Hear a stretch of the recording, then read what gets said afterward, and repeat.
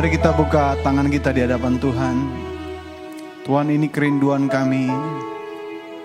Apapun keadaan kami terus memandang kepada Tuhan. Dan kami tidak akan goyah. Karena Engkau adalah tempat perlindungan kami yang paling aman. Engkau adalah sumber kasih karunia yang mencurahkan terus kepada kami berkat-berkat yang surga telah sediakan. Tuhan, terima kasih kalau sampai hari ini kami masih ada Tuhan. Di dalam rumah-Mu kami datang menyembah-Mu Tuhan. Ini adalah bukti kesetiaan Tuhan dalam hidup kami. Karena itu kami mempersembahkan dan merayakan sukacita di hadirat Tuhan. Kami merayakan kebaikan dan kasih sayang Tuhan yang luar biasa. Lanjutkanlah ya Tuhan, lanjutkanlah ya Aba, bagi umat yang mengasihi-Mu. Ya Tuhan, oh curahkan anugerah-Mu, curahkan kasih setia-Mu Tuhan. Terima kasih, biar kami kenyang dengan semua yang baik dalam hadirat Tuhan. Oh rabaralabaka shikaralabayaralabayaralabayaralabayaralabayaralabashando. Hiara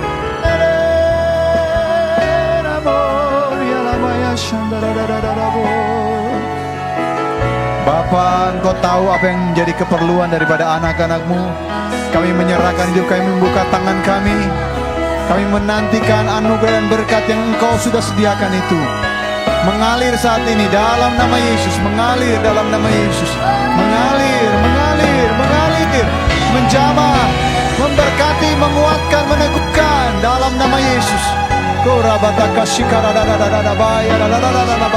Menyembuhkan, menyembuhkan dalam nama Yesus.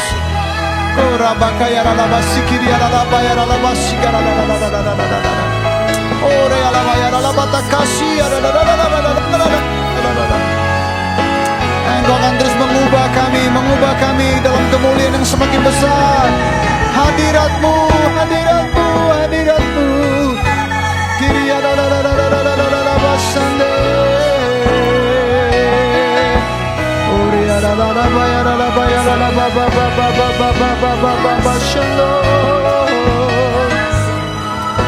Terima kasih, terima kasih.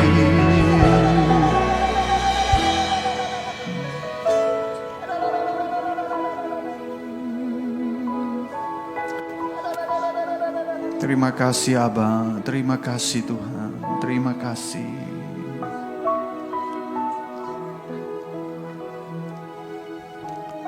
Terima kasih Abah, jamah hidup kami. Kurabarama shikarala papa papa papa papa. Kuriala barala papa papa papa papa papa papa ya syarala.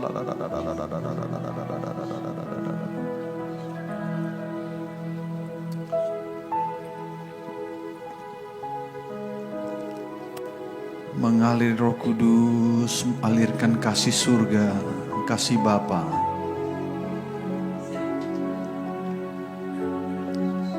Melenyapkan kecemasan, kegentaran, ketakutan kami. Mengaruniakan kepada kami terang-Mu ya Tuhan, terang-Mu ya Tuhan. Sehingga kami boleh menatap masa depan dengan penuh pengharapan. Kami memandang tahun yang baru bukan dengan ketakutan, bukan dengan ketidakpastian. Kami memandang dengan penuh harapan karena terang Tuhan menyinari kami. Ada Tuhan bagi kami.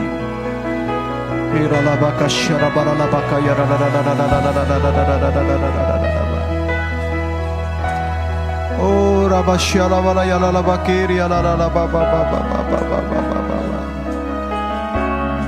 Mulialah Engkau Tuhan, mulialah Engkau Tuhan. Pulihkan kami apa yang hilang Tuhan. Harus dikembalikan 4 kali lipat. Harus dikembalikan 7 kali lipat. Yang diambil harus dikembalikan dalam nama Yesus. Kami memandang kepada Tuhan, sumber keadilan dan sumber kebenaran.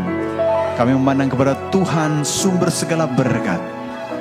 Dan kami tidak ingin hati kami dikacaukan dengan kesedihan, kemarahan. Hati kami Tuhan berlimpah dengan hormat dan syukur Tuhan. Karena kami tahu dari Tuhan keadilan dinyatakan, berkat dicurahkan. Dari Tuhan akan ada pengembalian dalam nama Yesus. Oh Tuhan, lakukan lebih dari yang kami pikirkan. Terima kasih Tuhan. Engkau Allah yang hebat, maha kuasa. Tidak ada yang seperti Engkau Tuhan Yesus. Terima kasih, terima kasih, terima kasih.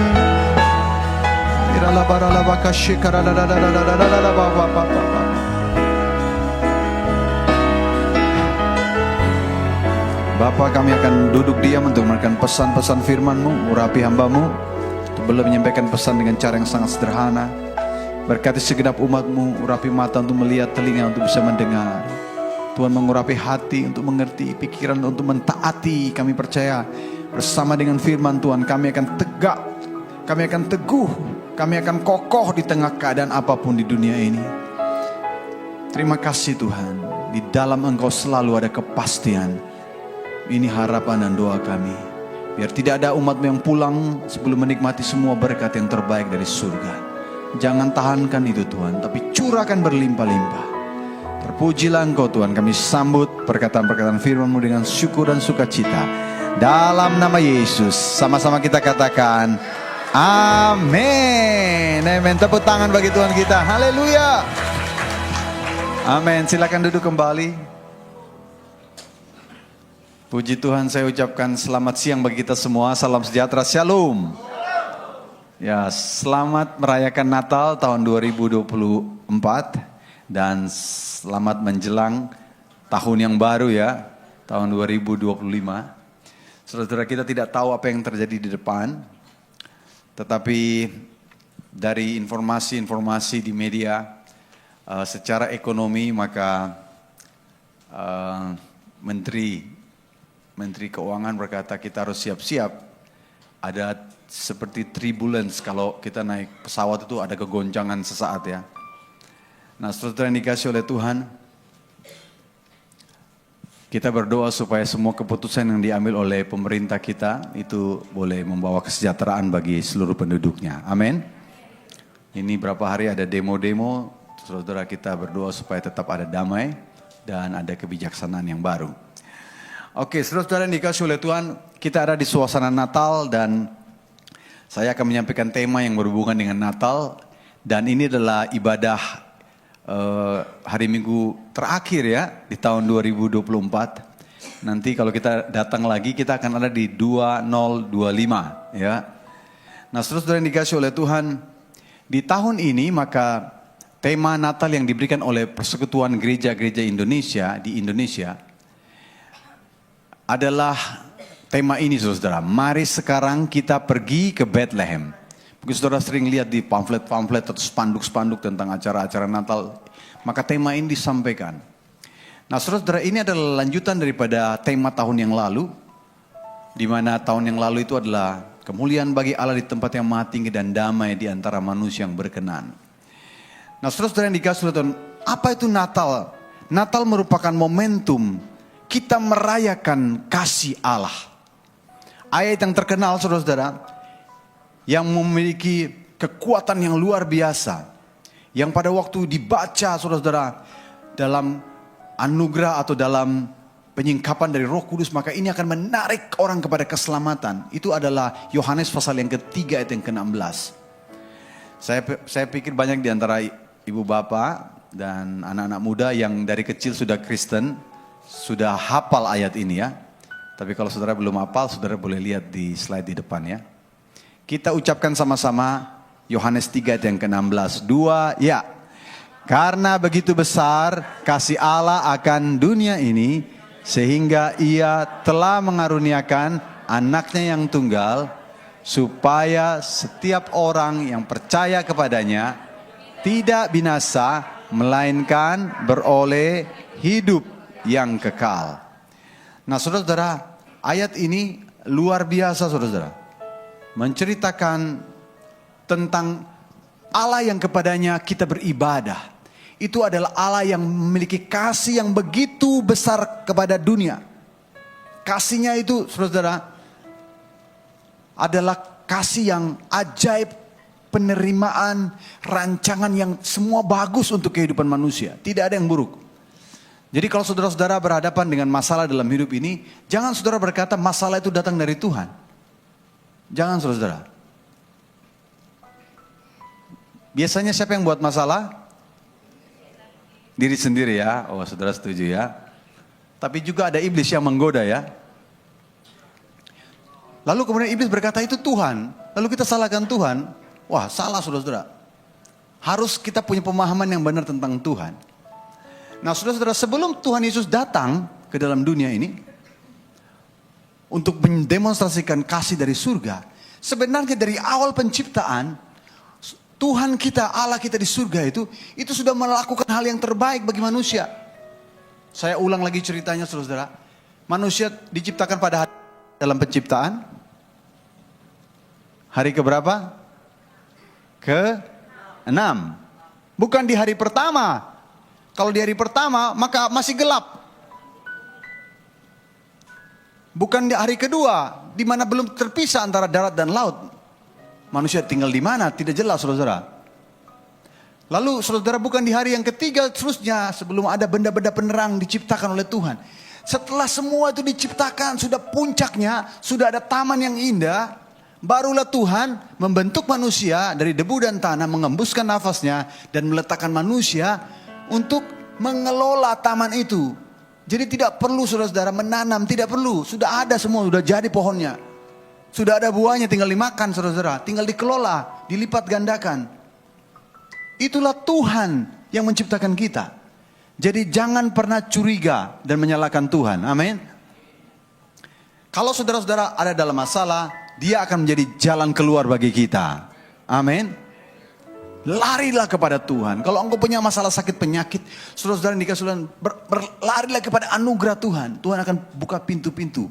Sehingga pada waktu kita melakukannya, kesembuhan menjadi bagian kita. Yang setuju katakan amin. Tepuk tangan bagi Tuhan kita.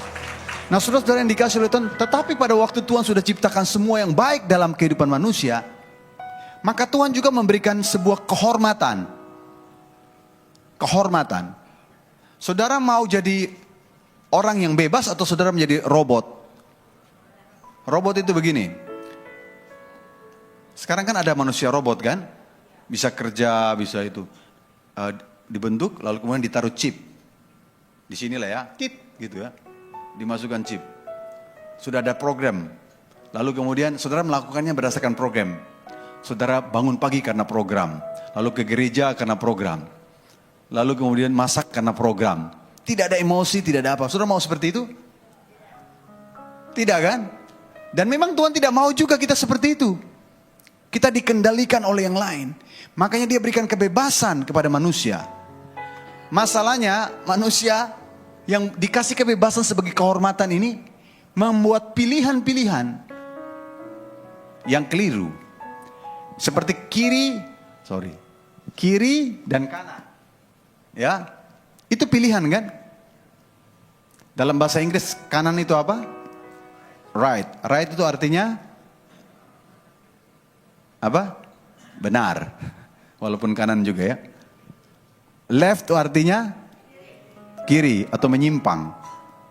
Saudara-saudara yang dikasih oleh Tuhan, manusia pertama memilih, kebanyakan pilihannya itu adalah yang menyimpang-menyimpang.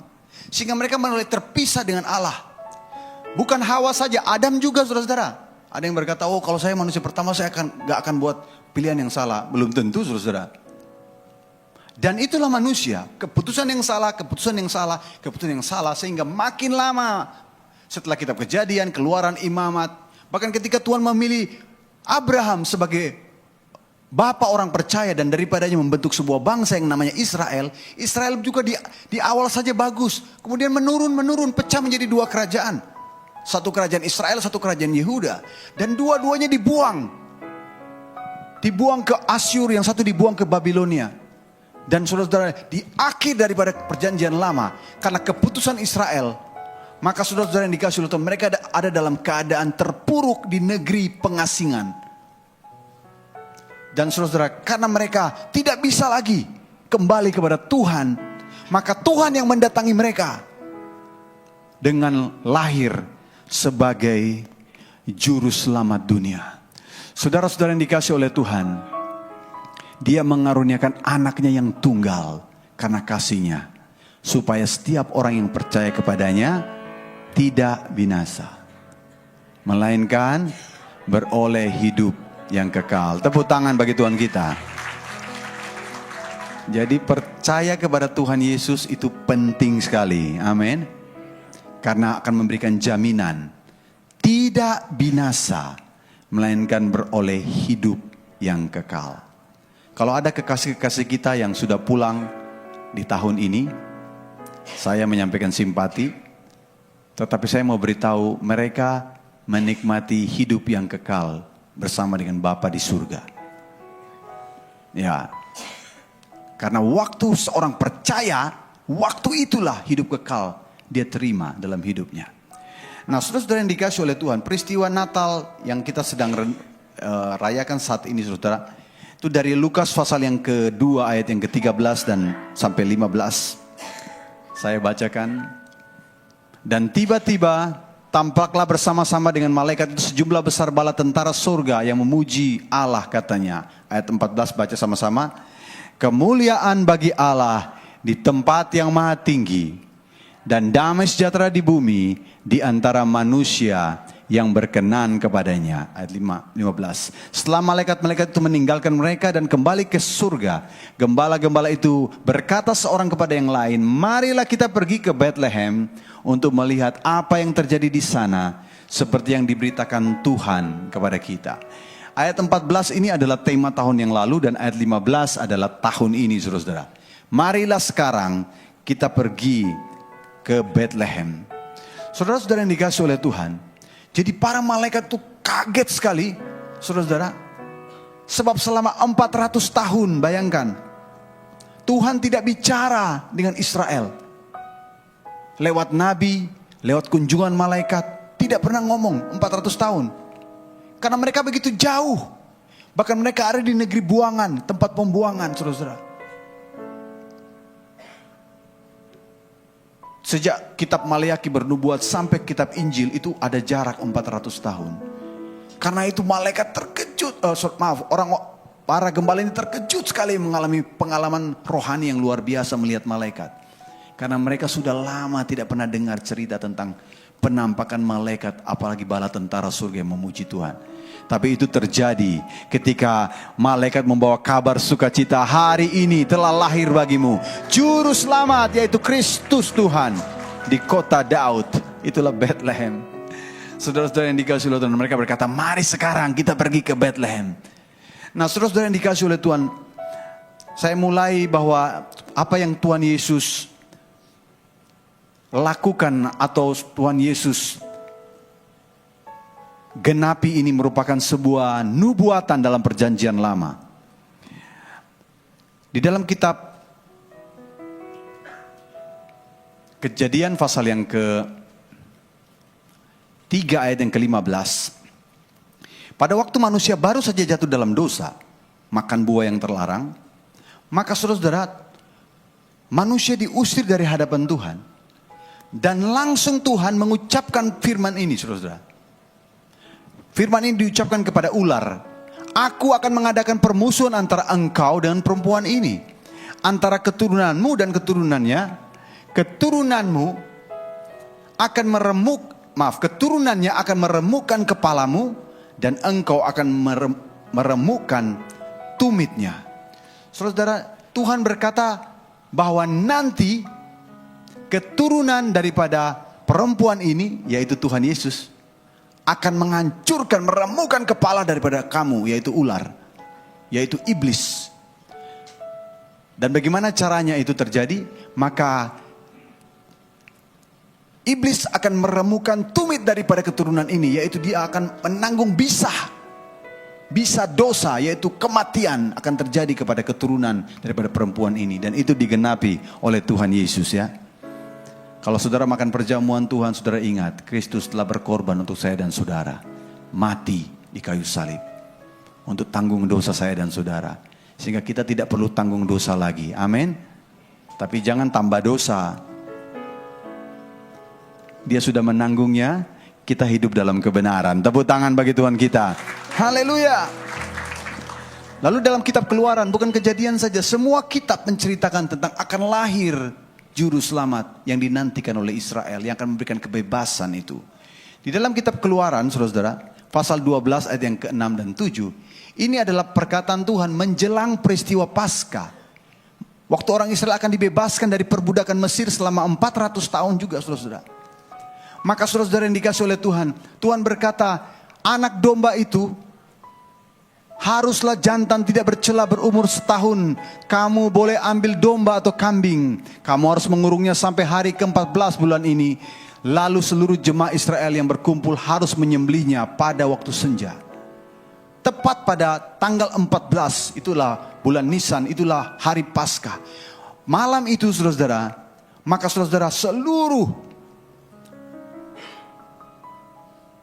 orang-orang berkumpul di rumah mereka dan sore hari mereka menyembelih anak domba itu. Dan saudara, darahnya itu dibubuhkan pada ambang pintu rumah mereka masing-masing. Dan benar saudara, malam itu malaikat maut lewat. Semua rumah yang tidak ada tanda darah, dia akan masuk dan membinasakan. Bayangkan saudara, semua yang sulung meninggal. Kan di rumah itu ada anak sulung ya. Semua meninggal tiba-tiba. Betapa mengerikan kejadian itu. Tetangga sebelah menangis, sebelah lagi menangis loh. Apalagi kalau di dalam rumah itu ayahnya itu adalah anak pertama. Berarti 2 orang yang diambil saudara-saudara. Ayah dan anak. Wah, mengerikan sekali saudara.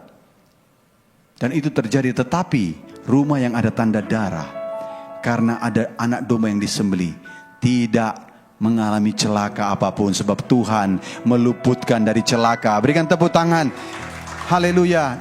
Itu yang digenapi oleh Tuhan Yesus di dalam kehidupannya di dunia ini. Yohanes pasal 1 ayat yang ke-35 dan 36. Saudara, ini adalah perkataan dari nabi yang bernama Yohanes Pembaptis. Pada keesokan harinya Yohanes berdiri di situ pula dengan 2 orang muridnya. Dan ketika ia, yaitu Yohanes, melihat Yesus lewat, ia berkata, lihatlah anak domba Allah. Jadi saudara, Tuhan Yesus itu adalah yang menggenapi nubuatan-nubuatan di perjanjian lama tadi. Nubuatan tentang Paskah, nubuatan tentang akan menghancurkan kepala daripada ular, saudara-saudara. Itu digenapkan oleh Tuhan Yesus. Dan Natal ini adalah kita merayakan demonstrasi kasih daripada Allah dalam hidup kita. Tepuk tangan bagi Tuhan kita. Kita nyanyikan satu pujian.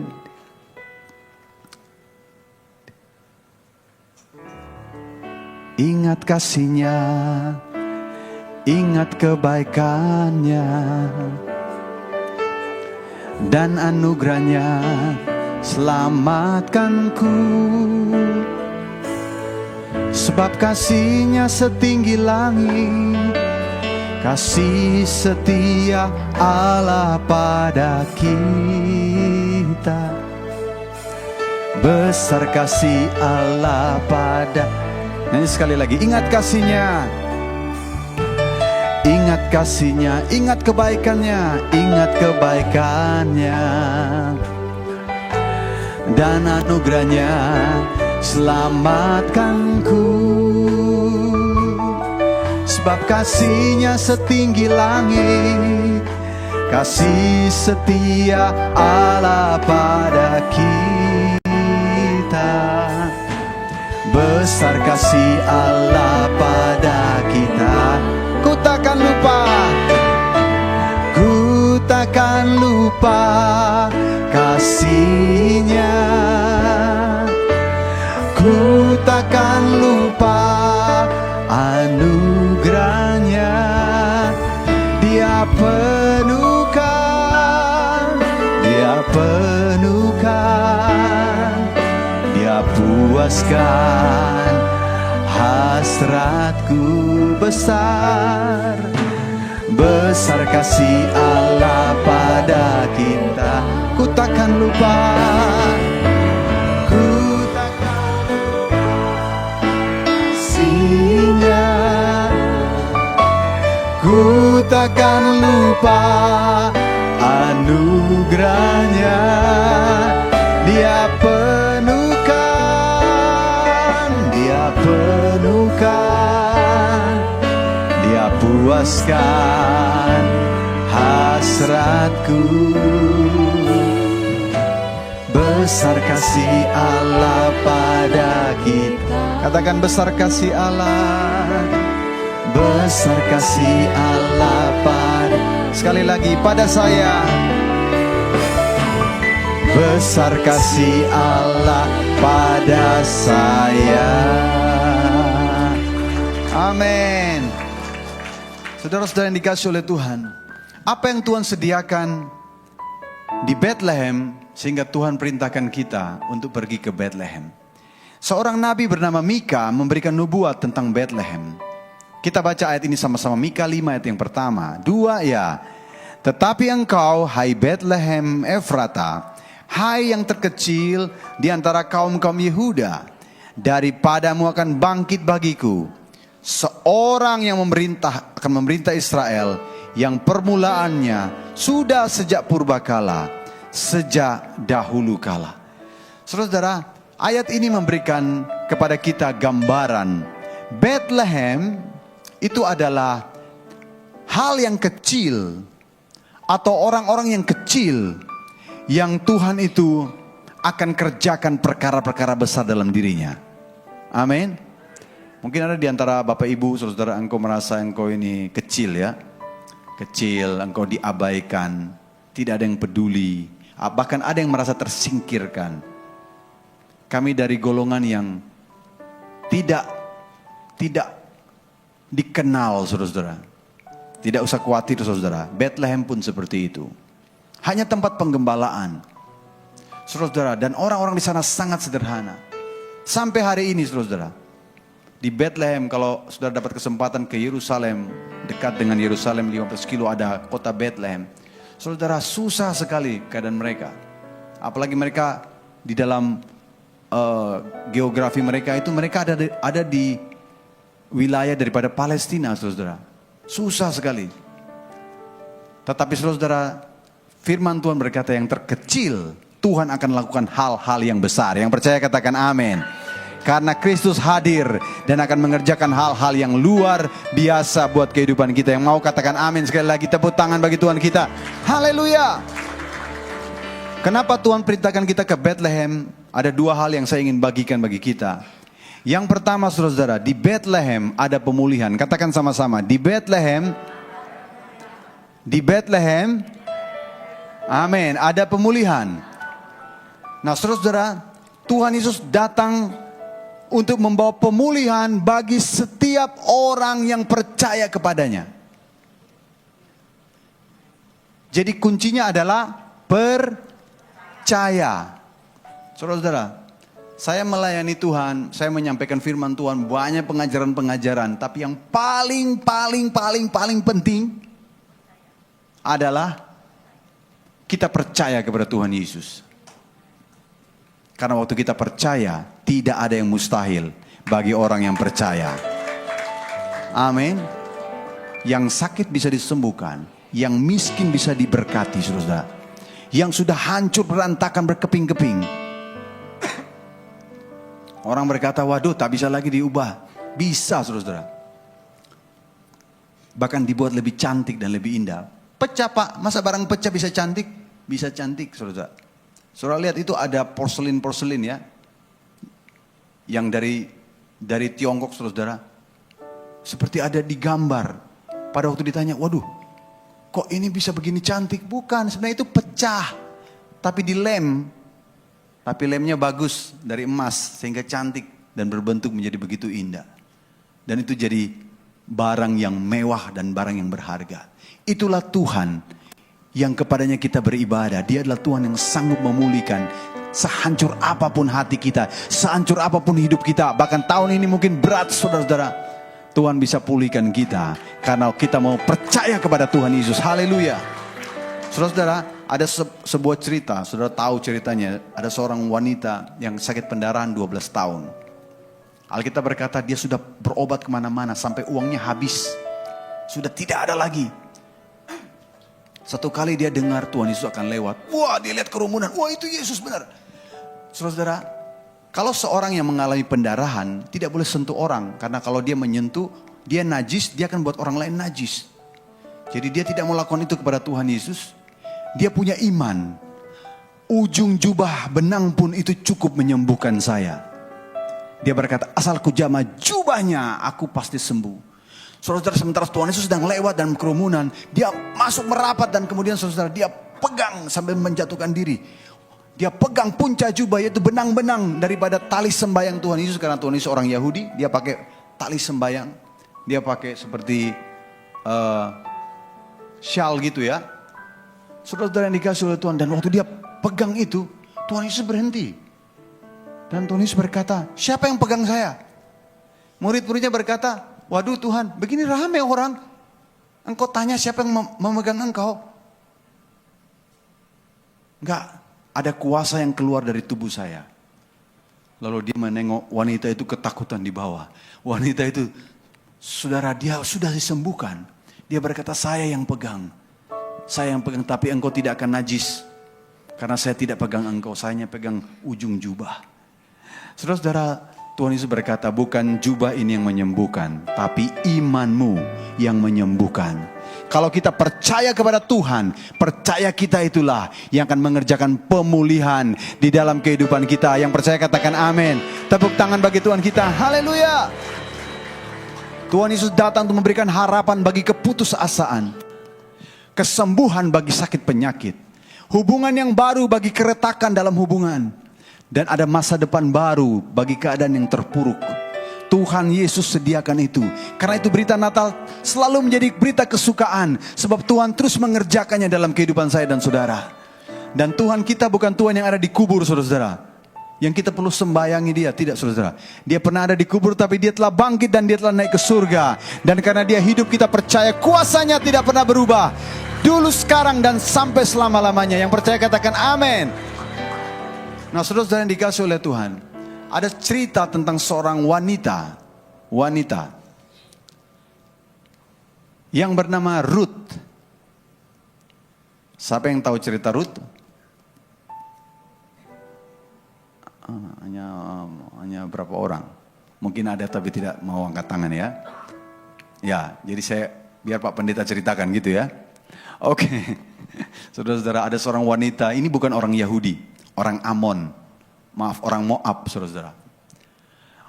Moab ini keturunan daripada Lot. Tidak ada hubungan dengan Abraham. Sebab keturunan Abraham itu adalah Ishak, Yakub, Israel. Itu saja keturunan Abraham. Nah, saudara, Ruth ini,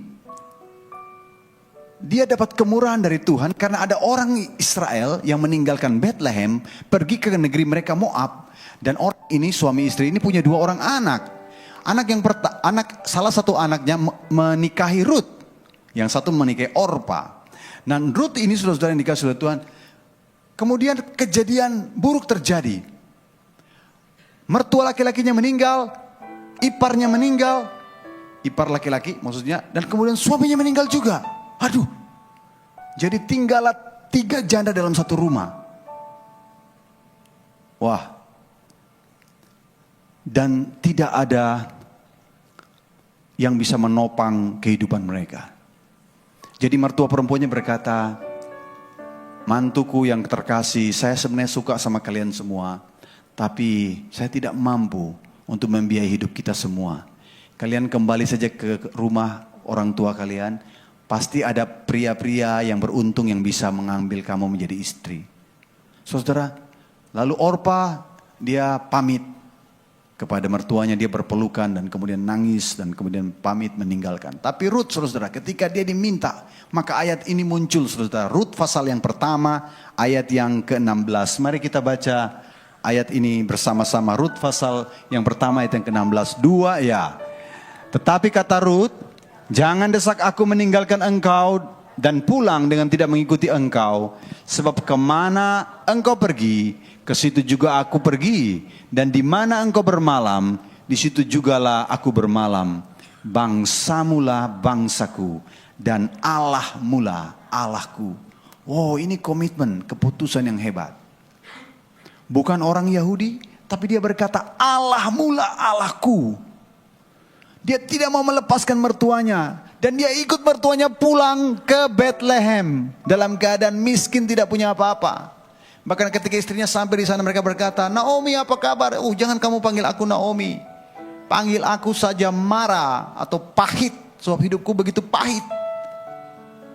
Saudara-saudara, dan Ruth ini kerja sebagai penopang bagi mertuanya. Dia kerja kumpul-kumpul gandum yang jatuh dari bos yang besar. Seorang bos yang bernama Boas. Dan aneh saudara-saudara, oleh anugerah daripada Tuhan, bosnya ini kemudian mengangkat dia menjadi istri. Saudara-saudara,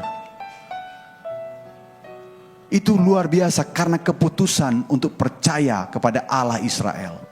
Saudara-saudara yang dikasihi oleh Tuhan, bangsa bukan Yahudi seperti kita, saudara-saudara,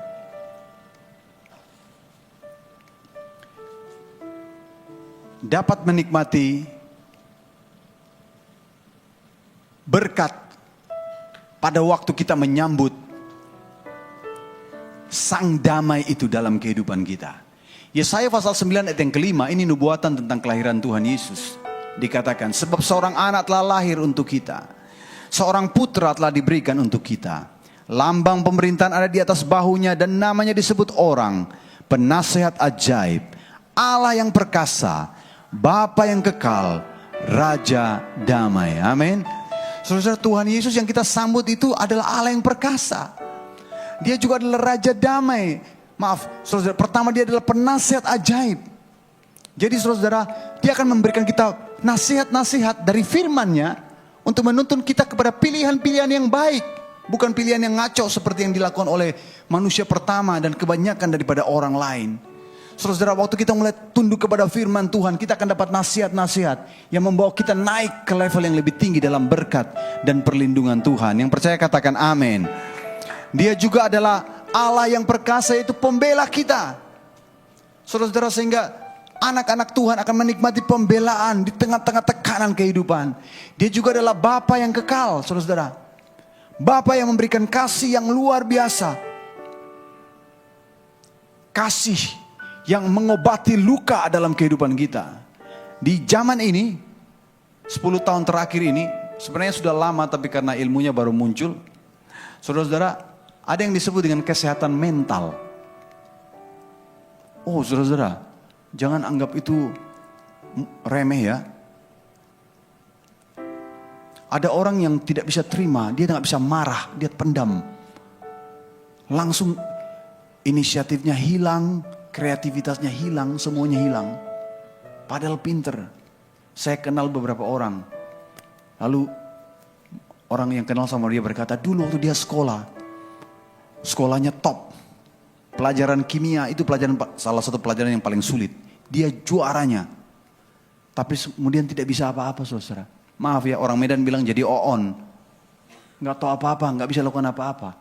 Karena saudara, mentalnya kalah, saudara. Dia adalah Bapa yang kekal, yang menyediakan penerimaan untuk menyembuhkan luka-luka mental kita, saudara.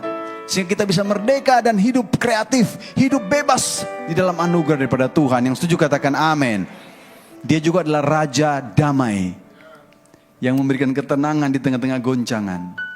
Saudara-saudara, saya tidak tahu tahun depan prediksi pemerintah berkata akan ada turbulence ya, kayak pesawat yang goncang gitu secara ekonomi. Tapi saudara-saudara, saya percaya Tuhan telah melindungi kita sampai hari ini. Tuhan yang sama juga akan terus menyertai kita melewati tahun 2025 nanti dengan keadaan baik-baik saja dan diberkati. Saudara-saudara, Yohanes 10 ayat yang ke-10 berkata, pencuri datang hanya untuk mencuri, membunuh dan membinasakan. Aku, kata Tuhan Yesus, aku datang supaya mereka, yaitu kita, domba-domba Tuhan yang percaya kepadanya, supaya mereka mempunyai hidup dan mempunyainya dalam segala kelimpahan. Jadi saudara-saudara percaya kalau saudara sambut Tuhan Yesus dalam hidup saudara, maka Tuhan sediakan kelimpahan dalam kehidupan kita. Ya, itu hanya karena percaya, seperti wanita yang memegang puncak jubahnya, hanya karena percaya, saudara-saudara. Dan tidak salah kepada siapa dia percaya. yaitu kepada Yesus yang adalah gembala yang baik, yang berkata, aku datang supaya domba-dombaku punya hidup dan memilikinya dalam segala kelimpahan. Haleluya. Karena itu keputusan untuk percaya kepada Tuhan Yesus akan membawa pemulihan dari kehancuran dan memberikan hidup baru dalam kelimpahan. Yang mau katakan amin. Karena itu saudara, kalau ada di antara saudara engkau tidak percaya kepada Tuhan Yesus, engkau jalan sendiri menurut maumu, hari ini serahkan hidup saudara kepada Tuhan Yesus. Amin. Nanti sebelum selesai ibadah ini saya akan tuntun yang mau menerima Tuhan Yesus, supaya engkau menyambut Tuhan Yesus dalam hidupmu, dan hidupmu akan mengalami pemulihan. Yang sudah percaya, percaya terus, teguh. Jangan mau dirampas imanmu saudara. Jangan mau dirampas oleh kekhawatiran, ketakutan, kemarahan. Tidak, percaya kepada Tuhan, Dia pembelamu. Dan saudara dikatakan waktu kita pegang Tuhan dan tidak lepas seperti yang Ruth lakukan. Wow, saudara akan lihat keajaiban Tuhan akan memulihkan keadaan kita. Yang mau katakan amin. Kita nyanyi lagu tadi, sekali Yesus selamanya Yesus. Dalam segala keadaan, berlimpah maupun kurang, tetap Yesus yang mempesona hatiku. Dia beri damai dan kesempatan baru di setiap musim kehidupan. Waktu ku kuat maupun lemah, tetap Yesus yang mempesona hatiku. Dia beri hidup dan kesempatan baru. Sekali Yesus, selamanya Yesus. Harapanku tak akan hilang, karena kasih-Nya sekarang ku ada. Oh Yesusku, ku cinta Kau sekali Yesus. Sekali Yesus, selamanya Yesus. Harapanku takkan hilang, karena kasih-Nya sekarang ku ada. Oh Yesusku, ku cinta Kau selamanya. Apa yang Ruth alami setelah dia ikut mertuanya ke Bethlehem, seperti ajakan para gembala, maka dia alami pemulihan di mana Tuhan mengangkat dia. Rupanya saudara, dari pernikahannya dengan Boas, selain dia menjadi istri daripada seorang pengusaha yang kaya diberkati, maka dari keturunan mereka lahir seorang yang bernama Obed. Dari Obed lahir seorang yang bernama Isai. Bapak Ibu tahu siapa Isai? Isai adalah ayah dari Daud. Jadi saudara, dan kemudian Daud menurunkan keturunan dan sampai Yesus Kristus. Karena itu ketika saudara membaca Injil Matius tentang silsilah Tuhan Yesus, di Injil Matius yang pertama, maka ada nama Ruth di situ. Luar biasa saudara. Bukan orang Yahudi, tapi dapat berkat, bahkan menurunkan Mesias, juru selamat bagi dunia. Keputusan untuk menjadikan Allah Israel Allahnya. Bagi kita, keputusan untuk percaya kepada Yesus akan membuat perubahan yang luar biasa. Yang mau katakan amin. Katakan sekali Yesus. Sekali Yesus. Sekali Yesus. Selamanya Yesus. Tepuk tangan bagi Tuhan kita. Haleluya. Yang kedua saudara, dua saja yang saya sampaikan hari ini. Apa yang ada di Bethlehem sehingga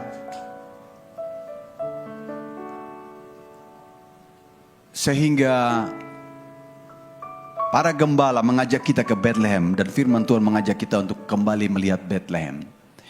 Karena di Bethlehem ada contoh para majus yang datang dengan membawa persembahan yang terbaik, yaitu emas, kemenyan, dan mur. Matius pasal yang kedua ayat yang ke-11 berkata, maka masuklah mereka ke dalam rumah itu dan melihat anak itu bersama Maria ibunya, lalu sujud menyembah dia. Mereka pun membuka tempat harta bendanya dan mempersembahkan persembahan kepadanya, yaitu emas, kemenyan, dan mur. Saudara-saudara, orang-orang majus ini juga adalah orang-orang bukan Yahudi. Padahal Yesus itu adalah janji yang diberikan di dalam nubuatan-nubuatan kepada Israel, itu untuk Israel. Tetapi saudara-saudara, orang-orang majus ini juga bukan orang Israel, saudara-saudara. Tapi mereka dapat anugerah berjumpa dengan Raja damai yang baru lahir. Saudara, rupanya dalam kitab suci mereka, karena mereka adalah orang yang mempelajari ilmu perbintangan, maka ada catatan bahwa akan lahir seorang Raja damai yang tanda kelahirannya akan ditandai dengan munculnya bintang di negeri kamu. Saudara-saudara, wow, mereka berharap kapan itu terjadi. Dan pada generasi ini, saudara-saudara, yang para majus yang datang ini, mereka lihat bintang itu, mereka bersuka cita. Wow, di zaman kita bisa melihat damai itu datang bagi dunia ini. Dan saudara-saudara, mereka menyiapkan diri, menyiapkan biaya-biaya untuk perjalanan, dan mereka menyiapkan persembahan mereka untuk Raja yang baru lahir. Dan waktu mereka berjumpa, mereka memberi yang terbaik. Saudara-saudara, saya mau sampaikan ini kepada jemaat di tempat ini. Persembahan itu merupakan sebuah ungkapan syukur atas kasih karunia Allah dalam hidup kita. Itu alasan kenapa kita memberi persembahan. Itu alasan kenapa orang majus memberi persembahan. Mereka merasa, waduh, kami ini siapa kok bisa dapat kesempatan berjumpa dengan sang pemberi damai bagi dunia. Karena itu mereka membawa persembahan mereka. Nah, saudara-saudara yang dikasih oleh Tuhan, ada sesuatu yang menyedihkan di tahun ini. Tahun ini juga tahun lalu, saudara-saudara. Yaitu saudara-saudara yang dikasih oleh Tuhan, ada influencer-influencer di TikTok maupun di YouTube, saudara-saudara. Karena mereka biasa di media sosial, mereka menyampaikan pernyataan-pernyataan bahwa persembahan itu tidak penting. Tidak usah bawa persembahan ke gereja. Perpuluhan itu tidak usah. Kalau kamu punya keluarga ada yang susah, kasih aja kepada keluargamu. Tidak usah kasih perpuluhan atau persembahan ke gereja. Saudara-saudara yang dikasih oleh Tuhan, padahal Tuhan mengajari kita di dalam Matius pasal yang ke-22 ayat yang ke-37 sampai 39. Kita baca sama-sama ayat ini. 2, ya, jawab Yesus kepadanya, kasihilah Tuhan Allahmu dengan segenap hatimu dan dengan segenap jiwamu dan dengan segenap akal budimu. Itulah hukum yang terutama dan yang pertama. Hukum yang kedua yang sama dengan itu ialah kasihilah sesamamu manusia seperti dirimu sendiri. Ada 2 hukum. Mana yang lebih tinggi? Yang pertama apa yang kedua?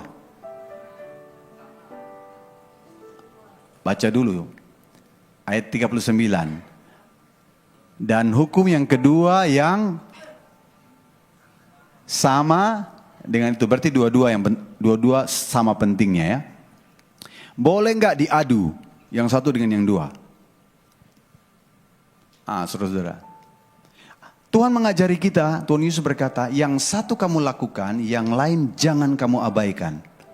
Dua-dua harus dilakukan. Kenapa? Karena Tuhan sudah memberkati kita. Kita memberikan persembahan kepada Tuhan, tanda hormat kita, dan kita juga mengasihi sesama kita dengan perbuatan. Karena Tuhan memberkati kita tidak kurang, saudara-saudara. Itu alasan, saudara-saudara, seseorang membawa persembahan kepada Tuhan karena kita berterima kasih atas anugerah daripada Tuhan. Saya mundur sedikit, saudara-saudara. Dari mana mulainya persembahan persepuluhan? Dulu tidak ada, saudara-saudara. Pada waktu manusia diciptakan, Adam itu tidak disuruh kamu harus bawa perpuluhan, ya. Tidak, saudara-saudara. Hanya diberitahu kamu makan semuanya boleh, tapi pohon yang di tengah ini jangan kamu makan ya. Pohon pengetahuan yang baik, tapi dimakan juga saudara. Itulah manusia.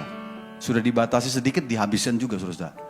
Nah saudara yang dikasih oleh Tuhan, waktu Tuhan punya rencana bagi dunia melalui Israel, yaitu memilih Abraham. Abraham ini dipanggil keluar dari negeri, dari Ur Kasdim, lalu menuju ke Kanaan.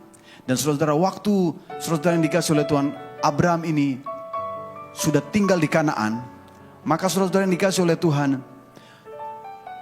keponakannya itu, yaitu Lot, itu kemudian tinggal di Sodom. Dan kemudian Raja Sodom ini berperang dengan beberapa raja yang lain. Dan mereka menjadi tawanan saudara. Maka Abraham, karena keponakannya di sana saudara, keponakannya juga disandra, maka dia mengerahkan orang-orang yang lahir di rumahnya, para bawahan-bawahannya untuk merebut keluarganya yang telah menjadi sandra saudara. Dan aneh saudara, Abraham dengan jumlah pasukan yang hanya 300-an saudara bisa mengalahkan 4 raja itu. Luar biasa kekuatannya. Dan ketika dia menang saudara, dia kembalikan milik daripada Raja Sodom hartanya. Hanya jarahan yang dia ambil dari musuh yang dia bawa pulang. Lalu kemudian dia berjumpa dengan Melkisedek. Melkisedek ini adalah di Alkitab disebut Raja Salem atau Raja Damai. Itu adalah saudara gambaran daripada penampakan Kristus di perjanjian lama. Saudara, waktu dia lihat orang ini, dia rasa ini orang agung. Dia membawa 1/10 dari persembahan. Dan saudara, Imam Melkisedek ini menerima persembahan itu. Dan sejak itu Abraham ajarkan kepada anak cucunya, kalau kamu diberkati, kamu harus sisihkan 10%. Ini adalah bentuk hormat. Bentuk hormat. Nah saudara, lalu kemudian keturunan berikutnya, 2 keturunan yaitu Yakub, cucu daripada Abraham. Yakub juga saudara, waktu dia akan lari dari rumah orang tuanya, karena dia dikejar oleh abangnya, hendak membunuh dia. Dia sampai ke satu tempat, lalu malam hari dia tidur, dia bermimpi, ada tangga dari bumi ke surga dan malaikat turun naik. Lalu Yakub bernasar, Tuhan, kalau engkau menyertai aku, sehingga aku bisa lari dari rumah orang tuaku dan nanti bisa balik kembali dengan selamat tiba di rumah ayahku dalam keadaan selamat, maka engkau akan menjadi Tuhan dalam hidupku. Dan semua yang aku terima, aku akan kembalikan 10%. Dia rekomitmen daripada komitmen Abraham kakeknya saudara. Karena itu Israel membuat itu sebagai tradisi. Lalu kemudian dilanjutkan kepada gereja. Gereja mula-mula memberikan persembahan saudara. Kita gereja diajar memberi persembahan. Saudara, saya dari kecil, dari kanak-kanak diajar memberi persembahan. Supaya hati kita itu tidak tertuju kepada uang, tapi tertuju kepada Tuhan, sumber berkat. Amin. Nah saudara-saudara yang dikasih oleh Tuhan, tiba-tiba para influencer ini mereka berkata tidak perlu. Mereka meruntuhkan iman banyak orang sehingga banyak orang tidak memberi persembahan lagi. Tidak memberi perpuluhan lagi ke gereja. Akibatnya apa? Tidak ada perlindungan. Saudara-saudara, mereka melanggar komitmen karena saudara-saudara di dalam kitab Maleakhi pasal yang ketiga. Nah ini saudara-saudara.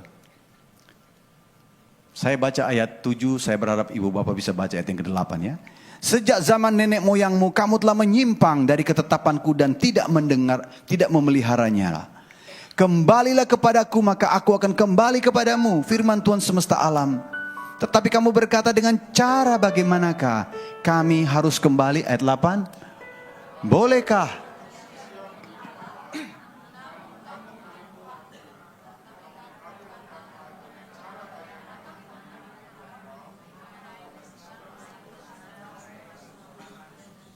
Ya, Tuhan berkata, kamu sudah menyimpang terlalu jauh daripadaku, kembalilah kepadaku, Israel.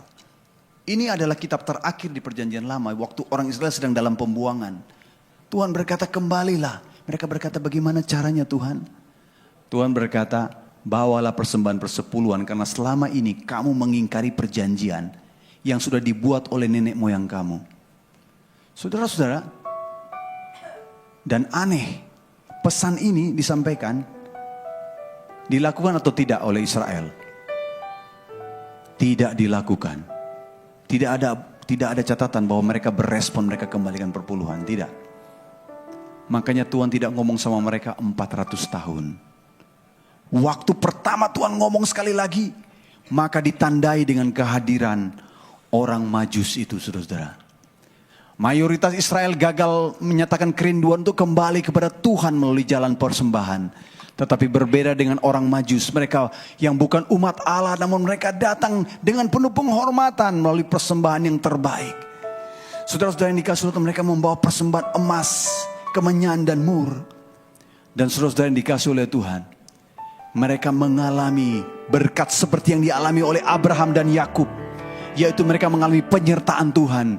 Setelah mereka menyembah Tuhan Yesus, mereka memberikan persembahan, maka malaikat menuntun mereka pulang ke negeri mereka tanpa berjumpa dengan Herodes, tanpa berjumpa dengan masalah. Saya mau beritahu saudara, tahun depan gelap saudara. Tetapi kalau ada tuntunan dari Tuhan, maka kita akan baik-baik saja. Bahkan kita akan diberkati dengan berkat yang luar biasa. Tepuk tangan bagi Tuhan kita. Karena itu jangan mau ditipu, dikelabui oleh perkataan-perkataan yang menarik seseorang untuk mengingkari perjanjiannya dengan Tuhan. Saudara-saudara, saya sedih sekali, tapi itu kenyataan ya. Mungkin itu juga ujian bagi kita. Jangan percaya kepada pernyataan-pernyataan yang ujungnya merugikan kehidupan saudara. Lakukan itu terus. Hormati Tuhan dengan persembahan saudara. Tuhan akan angkat tinggi kehidupan kita. Sekali Yesus, selamanya Mari kita bangkit berdiri. Harapanku tak akan hilang, karena kasih-Nya sekarang ku ada. Oh Yesusku, ku cinta. Sekali lagi, sekali Yesus, sekali Yesus, selamanya Yesus. Harapanku takkan hilang, karena kasih-Nya sekarang ku ada. Oh Yesusku, ku cinta Kau selamanya. Sebelum saya menutup, saya ingin mendoakan bila ada di antara Bapak Ibu, saudara-saudara, anak-anak muda, engkau rindu menyambut Tuhan Yesus sebagai Tuhanmu seperti yang Ruth lakukan. Allahmu menjadi Allahku. Engkau mau mengundang Tuhan Yesus secara pribadi menjadi juru selamat dan Allah buat hidup saudara. Saudara boleh angkat tangan di tempat, supaya pemulihan itu terjadi, supaya rancangan-rancangan yang hebat dari Tuhan di luar pikiranmu itu terjadi dalam hidup saudara. Kalau saudara mengangkat tangan, ikuti doa saya. Tuhan Yesus, siang ini saya datang kepadamu.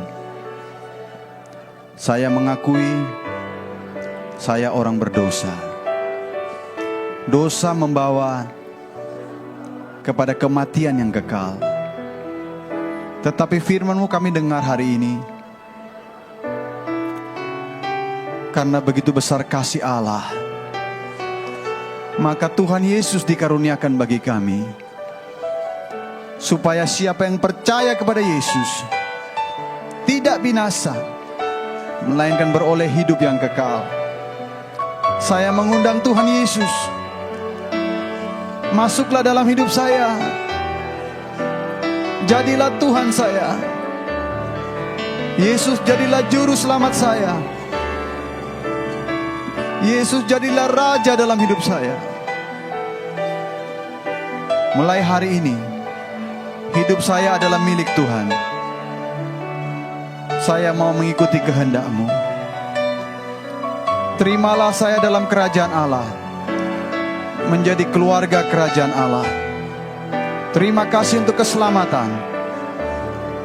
Terima kasih untuk hidup yang dipulihkan, hidup dalam kelimpahan yang Tuhan sudah sediakan. Dalam nama Yesus, amin.